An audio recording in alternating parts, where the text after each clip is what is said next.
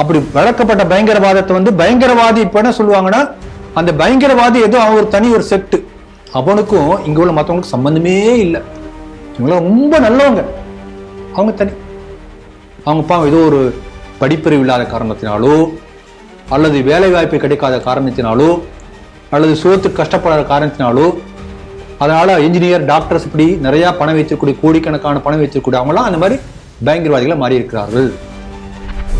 ஓரளவு ஏதோ கொஞ்சம் நியாயமான தேர்தல் நடத்தலாம், கொஞ்சம் வந்து ஸ்டாலின் கொஞ்சம் உதறல வந்திருக்கலாம், கொஞ்சம் வந்து இந்த என்டிஏ தரப்புல மற்ற எதிர்கட்சிகளுக்கு கொஞ்சம் நியாயமான தேர்தல் நடக்கும் போல இருக்கின்றது ஒரு நம்பிக்கை வரலாம்.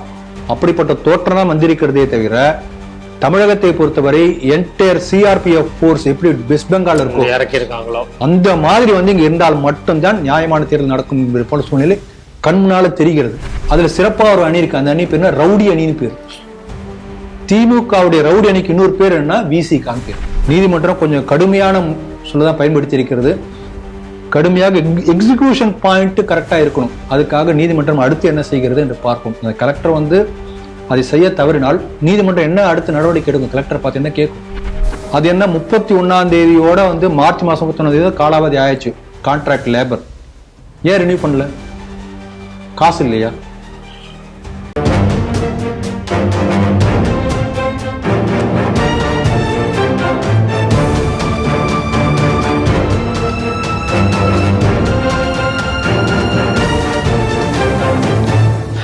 தேசபக்த ஸ்ரீ டிவி நேயர்களுக்கு வணக்கம். இன்று சிந்திக்க இருக்கக்கூடிய செய்திகள் குறித்து முதலில் பார்க்கலாம். திமுக ஆதரவு போலீஸ் அதிகாரிகளை காத்திருப்போர் பட்டியலில் வைக்க முடிவு. ஜனநாயகன் திரைப்படத்தில் முஸ்லிம்கள் வெடிகுண்டு வைக்கும் தீவிரவாதியாக சித்தரிப்பு, விஜயை கைது செய்ய தடா ரஹீம் புகார். மனோன்மணியம் சுந்தரனார் பல்கலையில் தேர்தலை புறக்கணிக்க புரட்சிகர மக்கள் அதிகாரம் நோட்டீஸ். ஜனநாயகத்தை காக்க ஏபிவிபி நடத்திய கூட்டத்தில் விசிக ரகளை. நீதிமன்ற உத்தரவை செயல்படுத்த 144 தடை உத்தரவு போடப்படுமா, ஜிஆர்எஸ் அதிரடி உத்தரவு. ஒப்பந்த பணியாளர்கள் பற்றாக்குறையால் மாதவரம் பால் பண்ணையில் உற்பத்தி பாதிப்பு. ஸ்ரீ டிவியின் உண்மை நின்றிட வேண்டும் என்ற உரத்த சிந்தையோடு நான் உங்கள் பாஸ்கரன். இன்றைய செய்திகள் குறித்து சிந்திக்க நம்மோடு அரங்கத்தில் இணைந்திருப்பவர் மூத்த அரசியல் விமர்சகர், சமூக செயற்பாட்டாளர் திரு ராம வெங்கடாத்திரி அவர்களை ஸ்ரீ டிவி நேயர்கள் சார்பாக இணைய வரவேற்கிறேன். வணக்கம் சார். வணக்கம் பாஸ்கர்.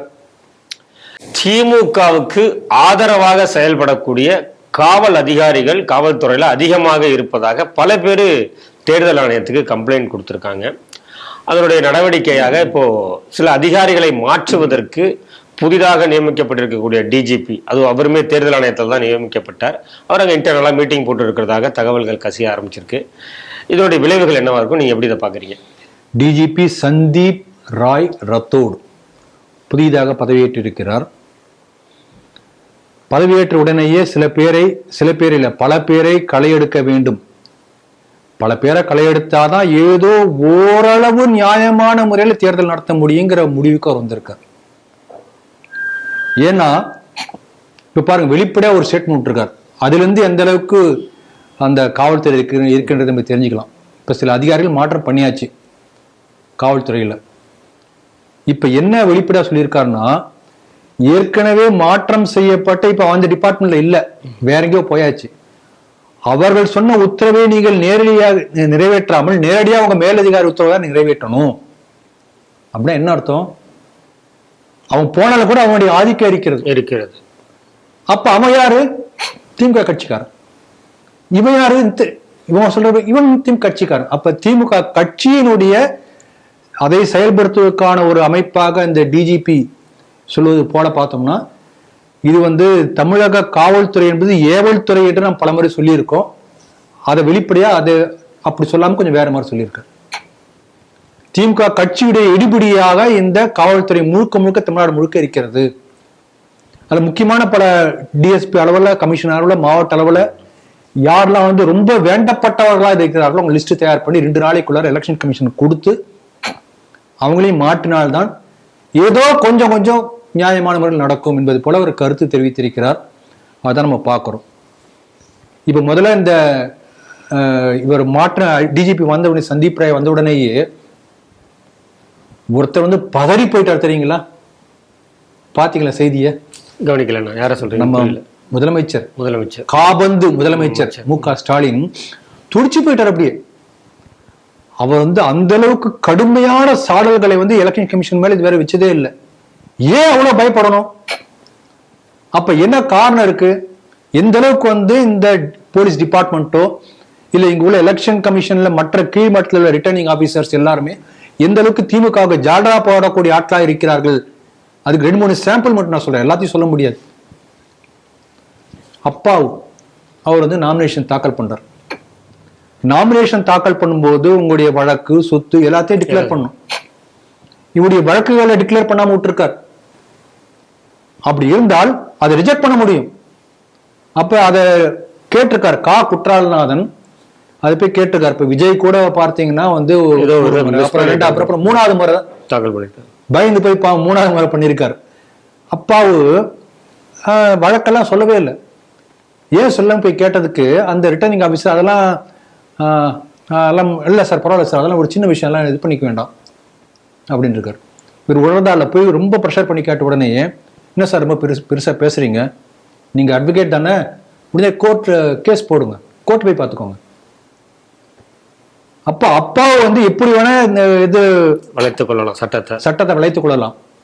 தேர்தல் கமிஷன் அந்த ரிட்டர்னிங் ஆபீசர் வந்து அப்பாவை சொன்னபடி கேட்பார். மேலப்பாளையத்துல இதே போல வகாப் என்கின்ற ஒரு கேண்டிடேட் வந்து திமுக சார்பா நிற்கிறாரு. அவருடைய சொத்து விவரங்களை வெளியிடவே இல்லை. போய் கேட்ட இதே போல ட்ரீட்மெண்ட். அதாவது திமுகவை சேர்ந்தவர்கள் சட்டத்தை மதிக்க மாட்டாங்க, என்ன வேணா செய்வாங்க, இந்த எலெக்ஷனே வந்து சட்டப்படி நடக்காது என்பது போன்ற ஒரு தோனி இன்னும் அவங்களுக்கு இருக்கு. இதுதான் வந்து நாம சொல்றத வந்து ஒரு மேலோட்டமா பார்க்கும்போது அப்படி ஒரு நாசூக்கா சொல்லியிருக்கார் டிஜிபி.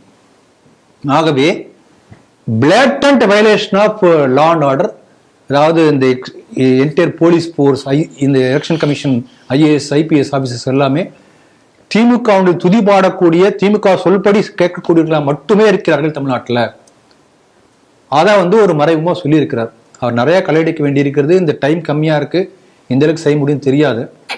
இருந்தாலும் கூட ஓரளவு வந்து நியாயமான முறையில் தேர்தல் நடப்பதற்கான வாய்ப்பு இருக்கிறது. இவரெல்லாம் செஞ்சாருன்னா, செய்ய விட்டாங்கன்னா.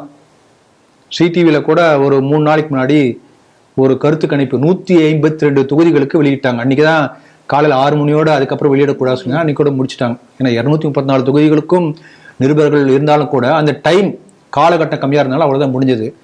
அதுல என்ன ரிசல்ட் நீங்களே பார்த்திருப்பீங்க இல்லையா? கிட்டத்தட்ட 95 அதிமுக தலைமையில வரும். அப்படின்னா என்ன அர்த்தம்னா, மக்கள் கிட்ட போய் கருத்து கேட்கறாங்க, மக்கள் ஓட்டு போட போறாங்க. அந்த மாதிரி நியாயமான முறையில் தேர்தல் நடந்தால் எது நடக்கும், அதுதான் நீங்க போட்டிருக்கீங்க சிடிவியில. ஆனால் ஏன் திமுக தைரியமா இருக்குன்னா, இவ்வளவு நடந்த பிறகு இந்த அளவுக்கு நான் கவர்னன்ஸ், இந்த அளவுக்கு மக்கள் மேல அதிருப்தி இருந்தாலும் கூட இவ்வளவு திமுறா உட்கார்ந்து இருக்காங்க. என்ன அர்த்தம்னா, இந்த என்டையர் மிஷினரி முழுக்க என் கண்ட்ரோல் இருக்கு, நான் நினைச்சபடி செய்ய முடியும். I am able to manipulate things.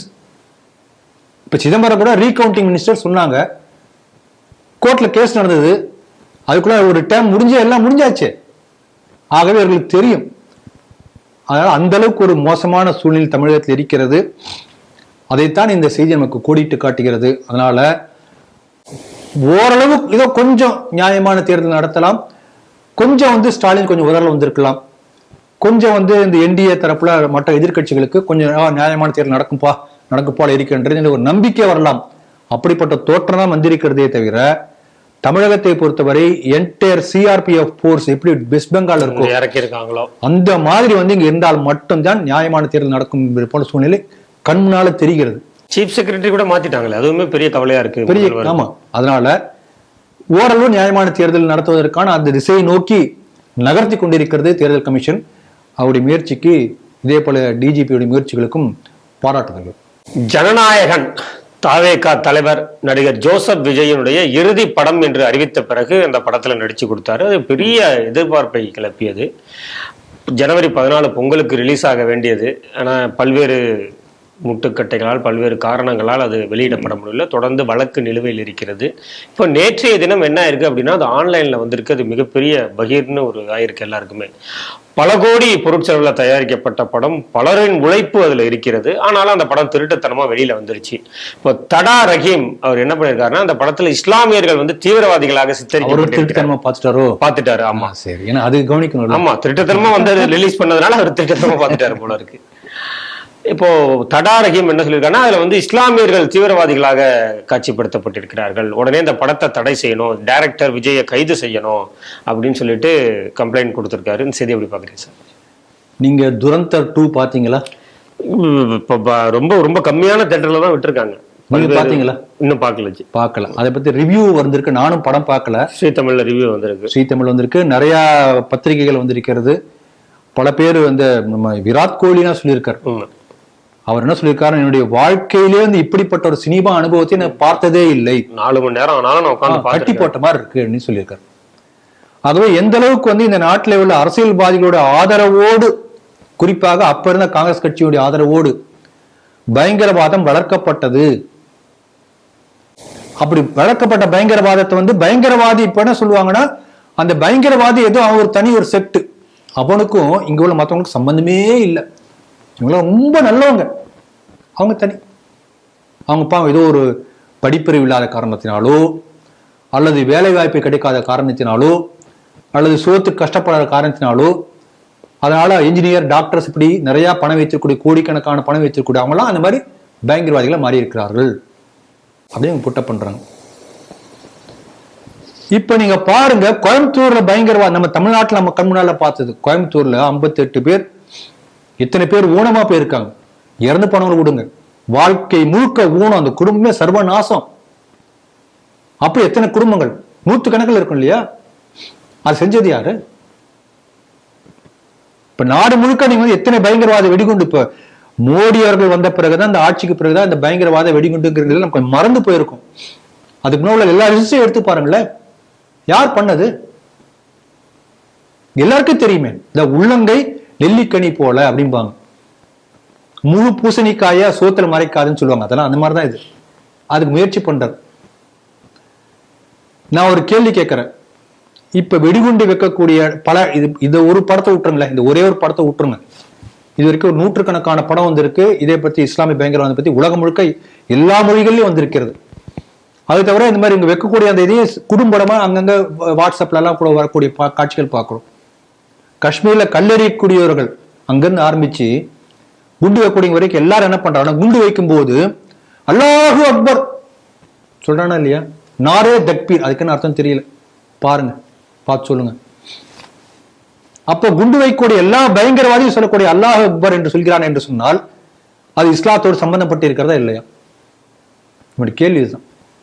நான் என்ன சொல்றேன்னா, எல்லா முஸ்லீம் பயங்கரவாதி இல்லை, ஆனால் இந்த பயங்கரவாதத்தில் ஈடுபடக்கூடிய எல்லாரும் முஸ்லிம்கள், வித்தியாசம் புரிஞ்சுக்கணும். அப்படிப்பட்ட பயங்கரவாதிகளுக்கு இந்த மாதிரி மற்ற முஸ்லிம்கள் ஒரு சாஃப்ட் கார்னர் வெளிப்படையா சொல்லணும். இப்போ ஒரு ஹிந்து ஒருத்தன் வந்து தப்பண்ணானா குற்றவாளி என்று சொன்னால் ஹிந்து சமயம் புறக்கணிச்சிடும், அவனை யாரும் கொண்டாடாது.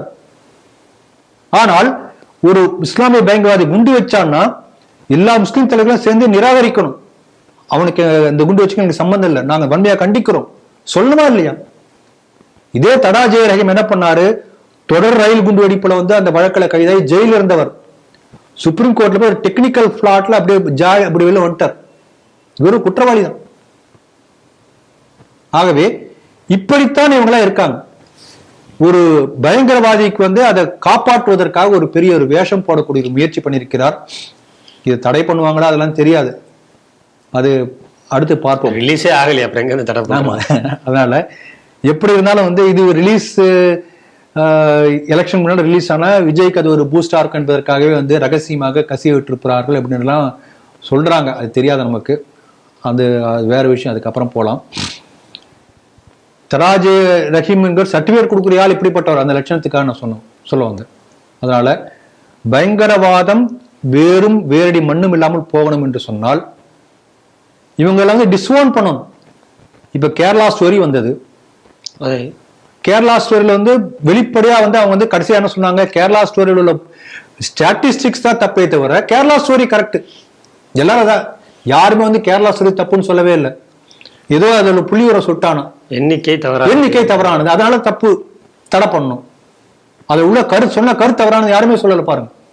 அப்ப அதுல என்ன வருது, கேரளால உள்ள அப்பாவி ஹிந்து பெண்களை மதம் மாற்றி அங்க ISIS ட்ரைனிங்காக சிரியாவுக்கு கூட்டு போய் அவங்க மனித உடங்களை பயன்படுத்தி எல்லாம் அவங்க வாழ்க்கையை நாசப்படுத்தக்கூடியது. அதுக்கான ஒரு ISIS மாடியூல் வந்து கேரளாவில் செயல்பட்டு கொண்டிருக்கிறது. லவ் ஜிகாத் மூலமா அதை வந்து ஆப்ரேட் பண்றாங்க. இப்ப அதை நீ தப்புன்னு சொன்னியா, தவறுன்னு சொன்னீங்களா? ISIS நம்ம நாட்டில் பூந்து இந்த மாதிரி நம்ம நாட்டில் இளைஞர்களை மூளை செலவு செய்து இந்த மாதிரி பண்ணுது, தப்புன்னு சொன்னீங்களா? இப்ப குர்ஆன்ல நீங்களும் நானும் காஃபிர்.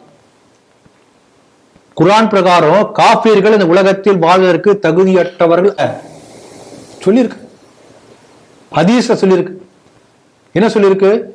அந்த காஃபிர்களை வந்து எப்படியெல்லாம் வெட்டணும் சொல்லியிருக்கு. இதெல்லாம் ஒரு மறுப்பாரா? கண்டன அறிக்கை விடுவாரா? அதனால இவர்கள் வந்து தடாஜய ரஹீம் போன்றவர்கள் முஸ்லீம் பயங்கரவாதத்தை பூசி மெழுகி காப்பாற்றுவதற்காக முயற்சி பண்றாங்க. ஆனா பொதுமக்கள் விழிப்போடு தான் இருக்காங்க. அதனால இவருடைய முயற்சி பயனளிக்காது, பொதுமக்கள் விழிப்போடு இருக்கிறார்கள் என்று சொல்லி இந்த செய்தியை நான் வந்து நிறைவு செய்யறேன். மனோன்மணியம் சுந்தரனார் யூனிவர்சிட்டி, இதுல ஏற்கனவே அந்த பிரிவினைவாத கருத்துக்கள் அதிகமாக நடக்கக்கூடிய இடம். இந்த இடத்துல வந்து தேர்தலை புறக்கணிக்கணும் அப்படின்னு சொல்லிட்டு புரட்சிகர மக்கள் இயக்கம் நோட்டீஸ் விநியோகம் பண்ணியிருக்காங்க. இது ஒரு செய்தி. கடலூர்ல ABVP நடத்திய தேர்தல் விழிப்புணர்வு பிரச்சார கூட்டத்துல விசிகாவை சேர்ந்தவர்கள் ரகலை பண்ணியிருக்காங்க. இந்த ரெண்டு செய்தி எப்படி பாக்குறீங்க? ஒரே மாவட்டத்துல ரெண்டு செய்தி. ஒருத்தர் என்ன சொல்லியிருக்காங்கன்னா, தேர்தலில் கலந்துக்காதீங்க, தேர்தலை புறக்கணியுங்கள், ரோடுக்கு வந்து போராடுங்கள், வன்முறை பண்ணுங்கள் என்று சொல்லி நோட்டீஸ் கொடுத்துருக்காங்க யூனிவர்சிட்டியில. தேர்தலில் கலந்துக்கோங்க, 100% ஓட்டிங் நடக்கணும் அப்படின்னு சொன்னவன் மேல சேரை எடுத்து போட்டு அடிச்சு நொறுக்கி கலாட்டா பண்ணி யாரையும் கைது பண்ணல. அப்ப தமிழக காவல்துறை என்ன செய்கிறது? தேர்தல் நடத்தக்கூடாது, கலவரம் பண்ணு என்று சொல்லக்கூடியவர்களை காப்பாற்றுகிறது. தேர்தலில் கலந்துக்கணும் என்று சொன்னவனை அங்க வந்து உள்ள போந்து அடிச்ச கலவரம் பண்ணக்கூடியவங்களை கைது பண்ணாமல் பேசாமல் வேடிக்கை பார்த்து கொண்டு இருக்கிறது. சமீபத்தில் அமித்ஷா ஒரு விஷயம் சொன்ன, ரொம்ப சந்தோஷப்பட்டேன். அதாவது திருப்பதியிலிருந்து ஆரம்பித்து நேபாள் வரைக்கும் கிட்டத்தட்ட 100கணக்கான மாவட்டங்கள் முழுக்க ரெட் காரிடார், சிகப்பு தடம் என்று சொல்வார்கள், முழுக்க முழுக்க நக்சல் பார் இயக்கம். அதையெல்லாம் கிட்டத்தட்ட இப்ப 2 மாவட்டம் தான் இருக்கு, எல்லாத்தையும் ஒழிச்சாச்சு. இப்ப அந்த 2 மாவட்டத்திலயும் வந்து வளர்ச்சி பணி திட்டங்கள்லாம் ஆரம்பித்து எல்லா கிராமங்களுக்குள்ள எல்லாருக்கும் போய் வந்து அவங்களுக்கு ரேஷன் கார்டுனே தெரியாது. இத்தனை வருஷம் 70 வருஷமா ரேஷன் கார்டு ஒன்று இருக்குன்னே தெரியாது. ஆதார் கார்டு போய் சேரல.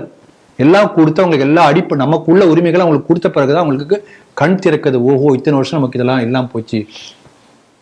இப்ப அந்த 2 மாவட்டங்களில் பஸ்தார் மாவட்டம், இன்னொரு மாவட்டம் இப்ப ஞாபகத்துக்கு வரல, 2 மாவட்டங்கள் நக்சலிசம் ஒழிஞ்சாச்சு. ஒரு விரல் விட்டு என்ன கூட சில பேர் தான் இருக்காங்க, அவங்களும் சில மாதங்கள்ல சரணடைஞ்சிருவாங்க, வேற வழி இல்லை. அப்ப வனப்பகுதிகள்லாம் நக்சலிசத்தை ஒழிச்சாச்சு. ஆனால் ஊருக்குள்ளார மனோன்மணியம் சுந்தரனார் யூனிவர்சிட்டி கேம்பஸ்குள்ளார அங்க நக்சல் இருக்கிறார்கள், அர்பன் நக்சர்கள். இதை எப்ப சரிப்படுத்த போறாங்க தெரியல. ஒரு காலத்துல JNU யூனிவர்சிட்டி முழுக்க செப்பரேட் பேசி கொண்டிருந்தது. தமிழ்நாட்டினுடைய JNU போல இவங்க இருக்காங்க மனோன்மணியம். JNU இப்ப சரியாய் கொண்டிருக்கிறது, ஆல்மோஸ்ட் தேசியத்தை நோக்கி வந்து கொண்டிருக்கிறது. ஆனால் இங்க எப்படி இருக்கு பாருங்க. இதே இடத்துல வந்து இந்த மனோன்மணியம் சுந்தரனார் பல்கலைக்கழகத்துல வாக்கிங் வித் காம்ரேட்ஸ் என்று ஒரு புத்தகம், அருந்ததி ராயுடு புத்தகம். அந்த புத்தகத்தை வந்து பாட சிலபஸை சேர்த்த பிறகுதான் ஸ்டெர்லைட் கலவரம் வந்தது. அப்ப எந்த அளவுக்கு இவங்கள ஒரு நெக்ஸஸ் இருக்கு பாருங்க. இந்த மக்கள் அதிகாரம், urban Naxals, rural Naxals, Manonmaniam university எல்லாம் ஒரு கூட்டமைப்பாக இறந்து செயல்பட்டு அங்கு உள்ள மாணவர்களை தவறாக வழிநடத்திக் கொண்டிருக்கிறார்கள். இதை பார்த்து போலீஸ் கண்டு காணாமல் இருந்து கொண்டிருக்கிறது. வன்மையா கண்டிக்கணும். ABP என்ன பண்ணிருக்காங்கன்னா, தேர்தல் எல்லாம் கலந்துக்கணும் சொல்லியிருக்காங்க. அரசியல் பிரச்சாரம் அல்லாது, அது ஒரு விழிப்புணர்வு பிரச்சாரம் தான். இங்க தமிழ்நாட்டில் பல கட்சிகள் இருக்கு இல்லையா, ஒவ்வொரு கட்சிக்கும் ஒரு அணி இருக்கும். மாணவர் அணி, இளைஞர் அணி, அப்புறம் வந்து பிற்பட்டோர் அணி, முற்பட்டோர் அணி, அந்த அணி, இந்த அணி, மீனவர் அணி, தொழிலாளர் அணி, நெசவாளர் அணி, எல்லா அணியும் இருக்கும். அந்த மாதிரி திமுகவுக்கு அணிகள் இருக்கு. அதுல சிறப்பா ஒரு அணி இருக்கு. அந்த அணி பேருனா ரவுடி அணின்னு பேரு. திமுகவுடைய ரவுடி அணிக்கு இன்னொரு பேர் என்ன, விசிகான்னு பேர். எங்கேயா ரவுடித்தனம் பண்ணா இந்த அணி அனுப்பிச்சிடுவாங்க, ரவுடி அணி அனுப்பிச்சிடுவாங்க. அவங்க போய் உள்ள போய் கலாட்டா. அந்த ரவுடி அணி இப்ப இந்த வேலையை செய்திருக்கிறது. இப்ப நான் என்ன கேட்கிறேன்னா, 100% ஓட்டு போட்டா என்ன தப்பு, ஏன் என்ன பிரச்சனை? அப்ப 100% ஓட்டு போடலைன்னா 80% இருக்குன்னு வச்சுக்கலாம், மிச்சம் 20% இவன் கையில் இருக்கா? சந்தேகம் வருது இல்ல? 70% ஓட்டு இருக்கு, மிச்சம் 30% இவன் கையில் இருக்குன்னு அர்த்தமா? இல்ல எல்லாரும் ஓட்டு போட்டா அது வேற மாதிரியான ரிசல்ட் கொடுத்துருமோன்னு பயம். அப்ப எல்லாரும் ஓட்டு போடக்கூடாது என்று சொல்லக்கூடிய அந்த மக்கள் அதிகாரம் நக்சல்களுக்கும் இவங்களுக்கு என்ன வித்தியாசம் இருக்கு? ரெண்டும் ஒண்ணுதான். ஆனால் ஒரு விஷயம் வெளிப்படையா தெரியுது, தமிழகத்தில் காவல்துறை எந்த அளவுக்கு ஜனநாயக விரோதமாக இருக்கின்றது இந்த 2 செய்தியை பொறுத்த வரைக்கும். அதுல அந்த ஏபிபி மீட்டிங்ல சேர்லாம் வீசி கலாட்டா பண்ண பிறகு அங்க ஒரு பாவம், அங்க லேடி யாரோ ஒரு அம்மா, ஒரு பொண்ணு, காலேஜ் பொண்ணு, அவங்கதான் முக்கியமான செக்ரட்டரி போல இருக்கு. அவங்கள பார்த்து ஆபாசமான வார்த்தைகள்ல பேசி எல்லாரும் முன்னாலே கத்தி, இவ்வளவு ஒரு கேவலமான பாருங்க. அது திமுகவே அப்படிதான் இருக்கும். பொது வெளியில பெண்களை ஆபாசமா திட்டுவது என்பது அவங்க கைவந்த கலை. அதனுடைய ரவுடி அணி அதே வேலை செய்திருக்கிறது. உடனே போய் ரொம்ப ஃபோர்ஸ் பண்ணி எஃப்ஐஆர்லாம் போட்டாச்சு. 2 நாள் ஆயாச்சு, இது வரைக்கும் ஒருத்தர் கூட கைது பண்ணவில்லை. ஏன்னா அவங்கள யாரு, திமுகவுடைய விங்கு. அதனால இந்த அளவுக்கு தான் ஏற்கனவே போன செய்தியிலே பார்த்தோம், காவல்துறை இந்த அளவுக்கு ஒருதலை பட்சமாக மட்டும் இல்ல, திமுகவுடைய கட்சியுடைய வேலையை செய்யறதுக்காக மட்டும்தான் காவல்துறை என்பது போல இருக்கிறது. அதனால இது தமிழகத்துடைய ஒரு கவலைக்கிடமான சூழ்நிலை நமக்கு வெளிச்சம் போட்டு காட்டியிருக்கிறது இந்த செய்தி. சென்னையைச் சேர்ந்த அலர்மேலு வள்ளி அப்படிங்கிறவங்க மதுரை உயர்நீதிமன்ற கிளையில ஒரு வழக்கு தொடுத்திருந்தாங்க. கொடைக்கானல் மாப்பிள்ளை முதலி சாலையோரத்துல கிறிஸ்துவ நிறுவனம் ஒன்று ஆக்கிரமிப்பு செஞ்சிருக்கு, இதை நீ அகற்றி கொடுக்கணும்னு சொல்லிட்டு போட்டிருக்காங்க ஒரு வழக்கு. அதுக்கு 2024 தீர்ப்பு வந்துருச்சு. ஆமா, இது ஆக்கிரமிப்பு தான், அதை மாவட்ட நிர்வாகம் அதை அகற்றி கொடுக்கணும்னு சொல்லிட்டு தீர்ப்பு வந்துருச்சு. கலெக்டரோ டிஎஸ்பியோ எந்த ஆக்ஷனும் இது வரைக்கும் எடுக்கல. மீண்டும் விசாரணைக்கு போயிருக்கு. நீதிமன்றம் செயல்படுத்தாமல் இருப்பதற்கு, அதாவது நீதிமன்ற உத்தரவை செயல்படுத்தாமல் இருப்பதற்கு 144 போட தெரிந்த உங்களுக்கு நீதிமன்ற உத்தரவை செயல்படுத்தவும் 144 போடுறதுக்கு மாவட்ட கலெக்டர்கள் ஏன் தயங்குறாங்க அப்படிங்கிற மாதிரி கடுமையான விமர்சனத்தை மறைமுகமா வச்சிருக்காரு ஜிஆர்எஸ். இந்த செய்தி எப்படி பாக்குறீங்க? அதாவது கோர்ட்டினுடைய நிலைமை பரிதாபமா இருக்கு. கிட்டத்தட்ட ஏன்பா பண்ணல அப்படின்னு சொல்லிட்டு செஞ்ச அளவுக்கு இருக்கு. அந்த மாதிரி தானே இருக்கு. கோர்ட்டு சொன்னா கோர்ட்டாவது ஒன்னாவது நீ என்ன சொல்றது என்பது போல காவல்துறை இருக்கின்றது சொன்னால், அந்த காவல்துறைக்கு மேல காவல்துறை எல்லாம் பார்க்கக்கூடிய ஒரு முதலமைச்சர் இருக்காரு. அவருடைய தயவு ஆசீர்வாதம் கிட்ட இருக்கிறதுனால நான் அப்படிதான் இருப்பேன் என்று சொல்வது போல இருக்கிறது. அவரோட அனுமதி கிடைக்காத கோர்ட்டை விட பெரியவர் அவர், அபோவ் லா, சட்டத்துக்கு மேல உள்ளார். அதை தாண்டி அதுக்கு மேலன்னு சொல்றாங்கல்ல, வானத்துக்கு அப்பால் அப்படின்னா இந்த பைபிள்ல வரும், எல்லாத்தையும் மேல இருக்கிறவர். அதெல்லாம் அந்த பர்வியூலே வராது, அதை தாண்டி இருக்கிறவர். இதே திருப்பரங்குன்றத்துல தான் நடந்தது. நீதிமன்றம் உத்தரவு போட்டாச்சு. நீதிமன்ற உத்தரவை நிறைவேற்றாமல் இருக்க வேண்டும் என்பதற்காக 144 தடை உத்தரவு போட்டாங்க. என்ன காரணம் சொல்லப்பட்டது? சட்டம் ஒழுங்கு சீர்குலைந்து விடும் என்பதற்காக. யார் சட்டம் ஒழுங்கு சீர்குலைப்பாங்க? யார் பண்ண போறாங்க? முஸ்லிம்கள் பண்ணணும் அப்படி சொன்னா. அப்ப முஸ்லிம்கள்னா கலவரம் ஏற்படுத்துவார்கள் என்று தமிழக அரசு பயந்தது. அந்த கலவரத்தினால் கண்ட்ரோல் பண்ண முடியாது. அதனால நீதிமன்றம் உத்தரவு போட்டாலும் நீங்க அது நாங்க தடுக்கிறதுக்காக 144 போடுறோம். இதெல்லாம் வெளிப்படையா சொல்லல, அது அப்படி பூசி மொழி சட்டம் ஒழுங்கு. இப்ப இந்த கேஸுக்கு பாருங்க, பப்ளிக் ப்ராப்பர்ட்டி, அந்த கார்பரேஷன் சொந்தமான இடம், பொதுமக்களுடைய இடம். அங்க பூங்கா அமைப்பதற்காகவோ பொதுமக்களுக்காக ஒரு அமைப்பு ஒரு பிளே கிரவுண்ட் அது மாதிரி நமக்கு அப்படி உள்ள நிலம், அதை சர்ச்சு இல்லீகலா ஆக்குபை பண்ணிருக்கு. இல்லீகலா சர்ச்சை ஆக்குபை பண்ணிருக்கேன் என்று சொல்லி கோர்ட்ல கேஸ் போட்டு உத்தரவு வந்தாச்சு. உத்தரவு அதை காலி பண்ண சொல்லி உத்தரவு போட்டாச்சு கலெக்டருக்கு. 2 வருஷம் ஆயாச்சு, இன்னும் அவங்க ஒன்றும் பண்ணல. அதன் பிறகு நீதிமன்ற அவமதிப்பு இப்ப திருப்பி போட்டிருக்காங்க. போட்ட பிறகுதான் இப்ப இந்த கோர்ட் இந்த மாதிரி கேட்டிருக்கு. ஏன் 2 வருஷமா இந்த மாதிரி ஆச்சு. அதே அதே அந்த அந்த இடத்துல தான் இந்த மாதிரி நீதிமன்ற உத்தரவை தடுப்பதற்காக 140 உத்தரவு போட்டிருக்காரு கலெக்டர். இது அட்லீஸ்ட் செயல்படுத்தவாது போடுங்க. அப்ப என்ன சொல்றாங்கன்னா சட்டம் ஒழுங்கு. சட்டம் ஒழுங்கு என்ன அர்த்தம்? இப்ப சர்ச்சு வந்து இல்லீகலா ஒரு இடத்த ஆக்கிரமிச்சாச்சு. அதை வந்து காசு கொடுத்து வாங்கல, ஹெரிடிட்டரி ப்ராப்பர்ட்டி இல்லை, கவர்மெண்ட்டுடைய லேண்ட் ஆக்கிரமிச்சிருக்காங்க. அதை நீங்க எப்படி இந்த மாதிரி எவிக்ட் பண்ணக்கூடாது, சட்டம் ஒழுங்கு பிரச்சனை பண்ண அர்த்தம்? கிறிஸ்துவர்கள்லாம் சேர்ந்து போராடுவாங்க. அந்த பள்ளியில் படிக்கக்கூடியவர்களும் வந்து மாணவர்கள் கூட்டிட்டு போராட வாய்ப்பு இருக்கு. ஆமா. அப்ப இந்த சர்ச்சு ஒரு தவறான ஒரு முன்னுதாரணத்தை ஏற்படுத்தினா கிறிஸ்துவர்கள் அதுக்கு ஆதரவு தெரிவிப்பார்கள் அப்படின்னு கிறிஸ்துவர்கள் எல்லாத்தையும் பிளாக்னட்டா நீங்க சொல்றீங்களா? அல்லது கிறிஸ்துவர்கள் எல்லாம் அப்படி சர்ச்சை செய்யக்கூடிய அநியாயத்துக்கு நீங்க துணை போகணும் என்று கிறிஸ்துவர்களை நீங்களே தூண்டி விடுறீங்களா? நான் கலெக்டரை பார்த்து கேட்கிறேன். ஆகவே மத வெறியை அல்லது மத மோதலை ஊக்குவிப்பதே இது போன்ற அதிகாரிகள் தான். சரியா நான் சொல்ற பாயிண்ட்? ஆகவே கோர்ட் இந்த மாதிரி சொல்லியிருக்கு. இத்தனை கோர்ட் சொல்லல, அட்லீஸ்ட் இதுக்காக ஒழுங்கா வந்து பண்ணி கொடுங்க என்று கேட்டிருக்கிறது. நிறைய சம்பவம் பார்க்கிறோம். இப்ப கோயம்பேடுல சட்ட விரோதமாக ஒரு மசூதி கட்டப்பட்டது. திருப்பூர்லயும் அப்படிதான். திருப்பூர்ல பல இடங்கள்ல கோர்ட் ஆர்டர் போட்டாச்சு, வருஷக்கணக்காயாச்சு, இன்னும் ஒண்ணுமே பண்ணல. அப்ப என்ன அர்த்தம்? சட்டம் ஒழுங்கு என்கின்ற பூச்சாண்டியை காட்டி சட்டத்தை வளைக்க முடியும் என்கின்ற நம்பிக்கை இந்த சிறுபான்மை மக்களுக்கு இருக்கிறது. அப்ப மாபு சேர்ந்து ஒரு அயோக்கியத்தனம் பண்ணோம்னா சட்டம் எல்லாம் ஒண்ணு பண்ணக்கூடாது, பண்ண முடியாது என்பது போன்ற ஒரு போக்கு வளர்ந்து கொண்டே இருந்தால் நாளைக்கு சட்டத்துக்கு மதிப்பே இருக்காது, கோர்ட்டுக்கு மதிப்பே இருக்காது, போலீஸ் கூட மதிப்பு இருக்காது, அந்த ஜமாத்துக்கும் சர்ச்சுக்கு தான் மதிப்பு இருக்கும். இவங்க நினைச்சுதான் சட்டம். அதை போன்ற சூழ்நிலை போயிடும். அதனால இது ஒரு ஆபத்தான போக்கு. நீதிமன்றம் கொஞ்சம் கடுமையான சொல்லதான் பயன்படுத்தி இருக்கிறது. கடுமையாக எக்ஸிகியூஷன் பாயிண்ட் கரெக்டா இருக்கணும். அதுக்காக நீதிமன்றம் அடுத்து என்ன செய்கிறது என்று பார்ப்போம். அந்த கலெக்டர் வந்து அதை செய்ய தவறினால் நீதிமன்றம் என்ன அடுத்த நடவடிக்கை எடுக்கும்? கலெக்டர் பார்த்து என்ன கேட்கும்? இன்னொருத்தர் கண்டனம் தெரிவிச்சு விட்டுருமா? அப்படின்னா அது செய்திகளோட ஒரு செய்தியா இருக்கும், அவ்வளவுதான். ஆகவே நீதிமன்றம் அடுத்து என்ன செய்ய போகின்றது, கலெக்டர் என்ன செய்ய போகிறது என்பதை நாம் பார்ப்போம். ஆனால் நல்ல ஒரு சவுக்கடி கொடுத்திருக்கிறார்கள். இந்த தஞ்சாவூர் குசும்புன்னு சொல்லுவாங்க, அந்த மாதிரி ஒரு நீதிமன்றமே இந்த அளவுக்கு வந்து ஒரு நக்கல் அடிக்க முடியுங்கிறது இப்பதான் நான் பார்க்கிறேன். அருமையான ஒரு தீர்ப்பாக நான் பார்க்கிறேன்.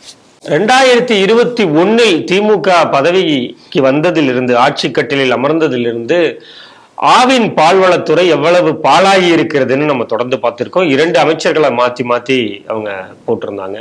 2 பேருமே அதை எவ்வளவு சீர்கேட வைக்க முடியுமோ அந்த அளவுக்கு சீர்கேட வச்சுட்டாங்க. மாதவரம் பால் பண்ணையில் தினந்தோறும் 4 முதல் 4.5 லட்சம் பால் வந்து உற்பத்தி பண்றாங்க. அதை அந்த சுற்றி இருக்கக்கூடிய சென்னையில் முக்கிய பகுதிகளுக்கு விநியோகம் பண்றாங்க. மார்ச் 31 ஒப்பந்த பணியாளர்கள், அந்த லேபர் ஒர்க்கு, ப்ரொடக்ஷன்ல இருந்து கொண்டு வந்து வண்டியில லோட் பண்றது, அன்லோட் பண்றது, இந்த வேலைக்காக வச்சிருந்தாங்க. மார்ச் 31 கான்ட்ராக்ட் முடிஞ்சிருச்சு. அப்போ அதன் பிறகு இது வரைக்கும் அதை ரெனிவல் பண்ணாம இருக்கிறதுனால மாதவரம் அந்த ஒப்பந்தக்காரரே பக்கத்தில் இருக்கக்கூடிய இடத்துக்கும் அவர் வந்து சப்ளை பண்றாரு. ஒரு 8 பேர் தான் வேலை பார்க்குறாங்க. 15 பேர் வேலை செய்யக்கூடிய இடத்துல 8 பேர் தான் வேலை செய்யறாங்க. அதனால பணியில் சுணக்கம் ஏற்பட்டிருக்கிறது. அந்த போதிய பகுதிகளுக்கு, சென்னை சுற்றியுள்ள பகுதிகளுக்கு இதை நம்பி இருக்கக்கூடிய வாடிக்கையாளர்களுக்கு பால் போய் சேருவதில்லை அப்படின்னா அப்ப 4 to 4.5 லட்சம் உற்பத்தி சேதமாகிறதுக்கும் வாய்ப்பு இருக்கு, வீணாவதற்கும் வாய்ப்பு இருக்கு. இதை அரசு, இந்த பால்வளத்துறை இதை எப்படி கையாள போகுதுன்னு தெரியல. சரி, நீங்க எப்படி பாக்குறீங்க? சாதாரண கிராமத்துல ஒரு வழக்கு சொல்லுவாங்க, குழந்தைக்கு பால் இல்லைங்க. அதை வந்து ரொம்ப ஒரு அப்படிப்பட்ட சூழ்நிலை எங்கேயுமே வரக்கூடாது என்று சொல்வதற்கான ஒரு உதாரணமாக அதை வார்த்தை சொல்லுவாங்க இல்லையா? ஆமா. அழுத குழந்தைக்கு பால் கொடுக்க முடியலங்க, பால் கூட கொடுக்க முடியல. அப்படிப்பட்ட சூழ்நிலை வந்து வரக்கூடாது. அப்ப எந்த சூழ்நிலை வரக்கூடாது என்று சாதாரணமாக எல்லாம் சொல்லுவோமோ அப்படிப்பட்ட ஒரு சூழ்நிலை வந்திருக்கிறது. அதற்கு காரணம் திமுக ஆட்சியுடைய மோசமான நிர்வாகம்.